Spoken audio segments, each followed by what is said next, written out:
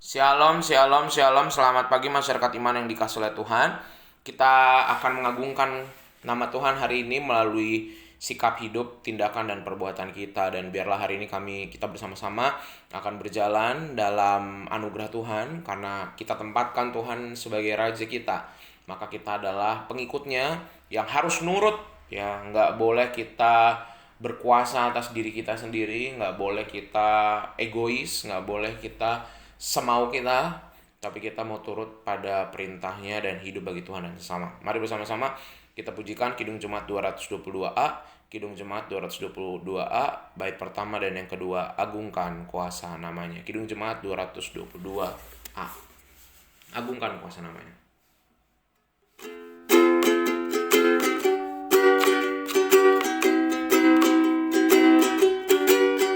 Agungkan kuasa namanya, malaikat bersujud, nobatkan Raja mulia dan puji Tuhanmu.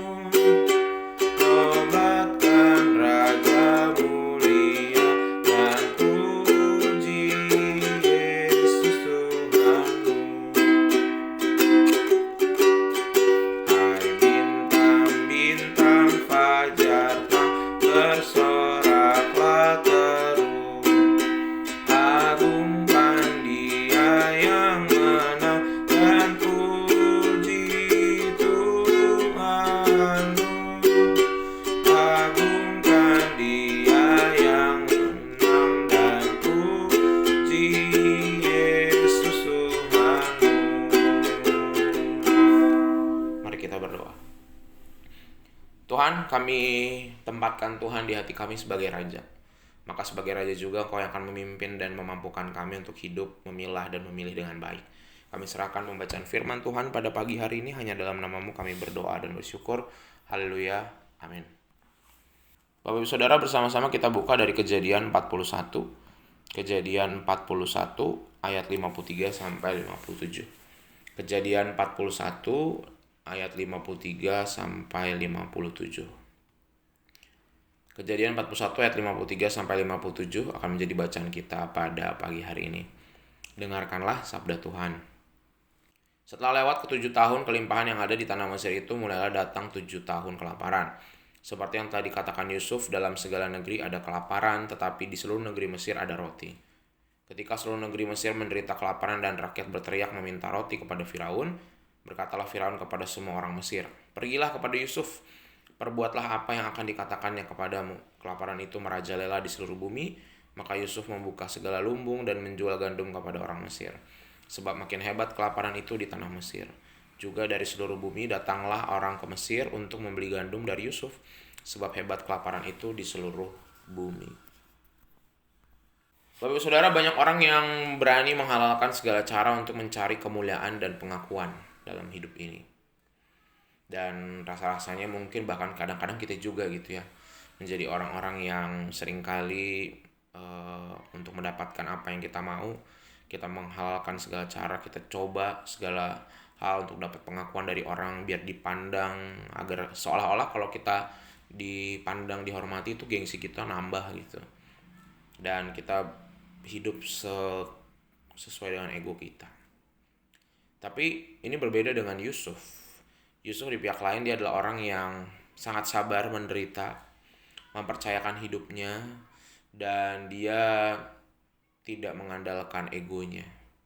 Dan biarkan hidupnya berkali-kali harus menderita, dan akhirnya sampai di titik ini. Sudah 13 tahun Yusuf ada di Mesir sebagai seorang budak. 13 tahun yang penuh dengan drama, mulai dari menderita dijual oleh saudaranya, difitnah oleh istri Potifar, dilupakan sama juru minuman, yang akhirnya membuat karakter Yusuf ini rendah hati. Yang tadinya waktu awalnya sebenarnya juga ada potensi negatifnya, sombong. Karena dia kan terpilih dan dia juga gayanya memang kan gitu ya, naif dan sombong, pamer ke saudara-saudaranya. Tapi Tuhan membentuk dia supaya dia menjadi pribadi yang lebih rendah hati. Dan setelah melewati itu semua, dia menyadari bahwa saya nggak bisa memuliakan diri saya. Tanpa Tuhan saya nggak ada apa-apanya. Tanpa Tuhan saya dijual, tanpa Tuhan saya bisa digoda sama istri Potifar, tanpa Tuhan saya akan dipenjara dan nggak diingat sama orang-orang yang sudah saya bantu. Jadi dia menyadari bahwa tanpa Tuhan dia nggak bisa ngapa-ngapain. Jadi keterpilihan Yusuf itu bukan jadi alasan bagi Yusuf bahwa oh ini saya orang hebat, harusnya saya diperhatikan, harusnya saya dispesialkan, harusnya saya dikasihi. Yusuf jadi belajar rendah hati dan mengakui bahwa ini semua proses yang Tuhan datangkan untuk dia bertumbuh. Dan apa nanti akhirnya di akhir perjalanan ini kan nanti dia seperti yang kita baca, setelah dia menafsir mimpinya Firaun tentang 7 lembu gemuk dan kurus itu, dia akhirnya jadi belajar bahwa ini semua adalah anugerah Tuhan, pemberian, dan Tuhan sudah punya waktunya, nggak bisa kita paksakan sesuai dengan waktunya kita. Setelah mendengarkan penjelasan Yusuf, Firaun begitu terkesan sama Yusuf itu. Firaun pun sampai mengakui bahwa Allahnya Yusuf ini luar biasa. Siapa yang dipercaya sama Yusuf ini luar biasa, karena selama ini Firaun merasa bahwa dewa-dewa yang ada di Mesir itu yang menopang kehidupannya dan kerajaannya. Tetapi rupanya kemuliaan Yusuf yang berasal dari Allahnya Yusuf ini yang akhirnya menakjubkan bagi Firaun, sehingga akhirnya si Yusuf ini dikeluarkan dari penjara, dikasih cincin. Jadi lompatannya itu jauh sekali dari orang di penjara terdakwa sampai menjadi orang penguasa Mesir. Jadi benar-benar orang kedua persis setelah Firaun. Jadi cap cincinnya Firaun itu bisa jadi lebih berkuasa dari Firaun. Kenapa? Kalau orang misalnya mau perang, mau berkirim dagang, mau masuk ke Mesir, itu harus ada cap materai dari si cincinnya Yusuf bahwa ini diperbolehkan sama raja dan kerajaan. Dan itu dikasih ke Yusuf dengan cuma-cuma. Di usianya Yusuf yang masih muda. Padahal Firaun ada banyak sekali penasihat-penasihat rajanya.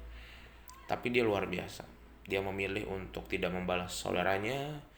Dia memilih untuk menjauhi zina dengan istri Potifar. Dia juga menjauhi dari kesombongan ketika dia tidak diingat lagi sama si juru minuman. Dan pengalaman-pengalaman sakit dan pahit ini membuat Yusuf akhirnya bertumbuh. Ketika dia dapat cincin dari Firaun ini, dia nggak jadi menyadari. Bayangkan ya kalau misalnya Firaun nggak dijual, nggak digoda, dan nggak masuk penjara. Ketika dapat cincin ini, dia sombongnya jadi kayak gimana, luar biasa. Tapi karena udah ngelewatin itu semua, dia jadi belajar banyak. Nah, bagaimana dengan Bapak Ibu Saudara? Hari ini kita juga mau belajar bahwa kita ini adalah orang-orang yang dipilih dan disayang sama Tuhan. Tapi bukan berarti kita menspesialkan diri karena seorang Kristen saya pasti paling benar, belum tentu. Terus belajar rendah hati, terus belajar berproses, walaupun memang nggak mudah. Rendah hati itu nggak mudah, sangat tidak mudah. Itu proses terus yang bahkan saya pribadi juga masih terus belajar gitu. Tapi bagi orang-orang yang punya niat untuk belajar rendah hati, maka Tuhan akan berikan kesempatan-kesempatan kepada kita untuk belajar terus rendah hati. Dan ingat, ketika kita rendah hati berarti kita ada sifat lain yang kita serap juga dari kerendahan hati, yaitu berserah, beriman. Itu ada orang-orang sifat yang rendah hati, tidak mengandalkan ego, tidak hanya dengar ketakutannya, tapi belajar, Tuhan aku takut tapi aku harus lewatin ini bersama-sama dengan Tuhan dan aku pasrahkan hidupku sama Tuhan. Tuhan mampukan kita melewati hari ini seperti Yusuf. Amin, mari kita berdoa. Tuhan, terima kasih melalui firman-Mu kami belajar bahwa kami juga adalah Yusuf-Yusuf di masa modern.